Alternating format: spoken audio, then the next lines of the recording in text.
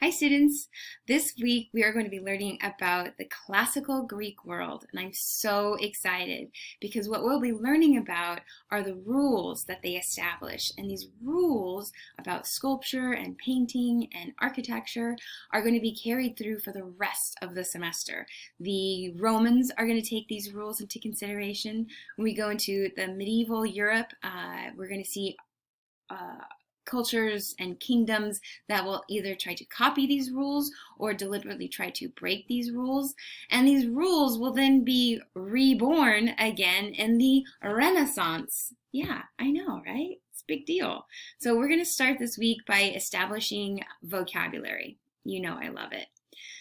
The vocabulary terms I want to introduce you to are classical and classical. What? So we're going to be looking at a few pieces of art that help us transition into what we call the classical period. And then I've listed below two versions of the word classical. You'll notice one is uppercase and one is lowercase. Uppercase classical is the classical period in ancient Greece. It is the period style. Classical without a capital simply describes Greek and Roman antiquity in general. So do you understand what I'm trying to say here? Classical with a capital C is a period style. Lowercase c is an adjective for Greek and Roman stuff. This comes into this becomes important not when you're writing your lecture notes, because I don't care how you spell or your punctuation on your lecture notes, but whenever you're writing in your discussion boards or in your exams or outside of this class, you're going to be aware of and using correctly classical with the C capitalized is a period style. It's a specific chunk of time in the classical Greek world. Classical, without an uppercase C, is Greek and Roman antiquity.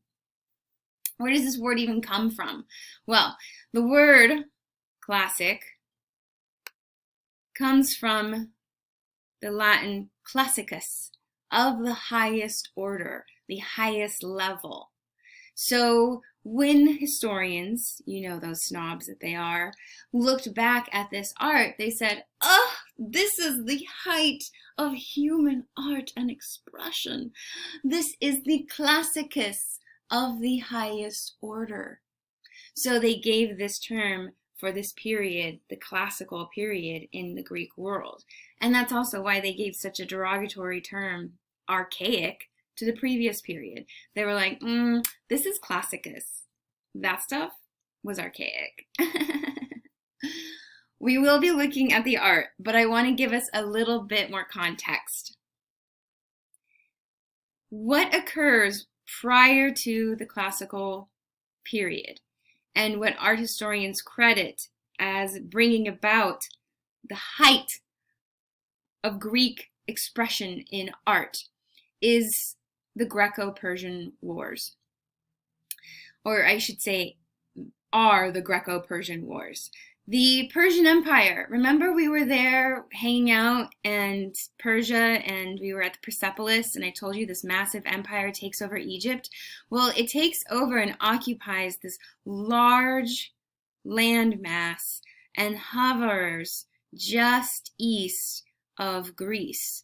And Greece, which is a sea trading commerce, right? They trade, they network, they have docks along this shoreline and are neighbors with many Persian cities. And Persia sees Greece as an opportunity for expansion. And so a series of wars break out between Persia and Greece. This series of wars I can't get into. This is not a history of Western art class. I will just say that there are key battles that occurred during the Greco-Persian Wars. Here's a map. These key battles helped to unite the Greeks. They had been a bunch of city-states with a shared language and writing system and mythology or religion and origin story.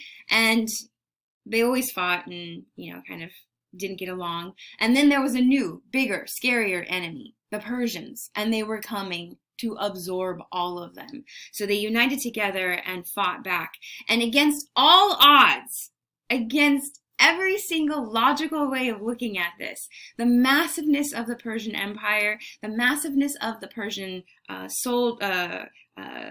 army, the highly trained, skilled soldiers that the Persians had, it should have been no match. They should have easily defeated the Greeks. And yet, there were a few key battles along the Greek islands that led to their eventual retreat. Not downfall. The Persians will still hang out. They'll just back off a bit. And one of the key battles you've probably already heard about. Yeah, the 300. Yeah, I know. The movie with Gerard Butler and all those sexy guys. Yeah. That one. But also the battle at Marathon. Have you or any of your friends or family ever run a marathon? Have you talked about marathons? Marathon is a site where a battle happened. It's just north of Athens, right here. And it was at Marathon that the Persians invaded and then were defeated by the Greeks, specifically the Athenians. So here, at this site at Marathon.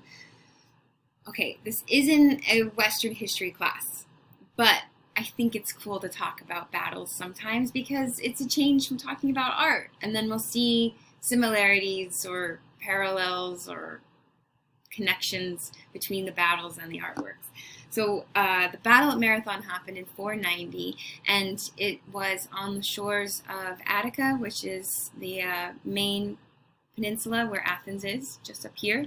And this land is very wet. It's very marsh-like, which was good for the Greeks, bad for the Persians, because the Persians then could not use their heavy cavalry and their superior chariots because the land was so wet. And so they had to send out their infantry. The battle went back and forth, and against all odds, the Greeks won. Persians then retreated onto their boats, and then they made a plan to go down here around the peninsula to Athens and then do a surprise attack on the city. Legend has it that a messenger from Marathon ran all the way to Athens to warn them and to tell them, we've won, and they're coming. The Persians are coming to invade Athens. And so the Athenians were like, whoa, what? And they were all ready to go. And so then the Persians come around, and then they look at Athens in the harbor, and they're like, bye, and they left. The battle at Marathon is seen as a turning point in the Greco-Persian Wars. And it is why we have the term marathon for running a marathon. It comes from that legend of the foot soldier who ran all the way to warn them. I hate to tell you, but it didn't actually happen that way. The marathon that we participate in today, the 26.2 mile run or the 42 kilometer run called a marathon, that was thought up later, much later, like in the 1896 modern day Olympic Games.